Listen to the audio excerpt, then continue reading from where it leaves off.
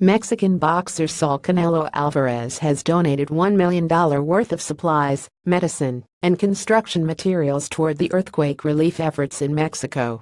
Alvarez assisted volunteers in his hometown of Guadalajara on Thursday load the supplies into trucks headed for communities affected by a magnitude 7.1 earthquake that hit central and southern Mexico earlier this week.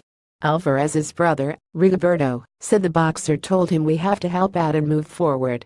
Alvarez is back in Mexico after drawing against middleweight title holder Gennady Golovkin last week in Las Vegas.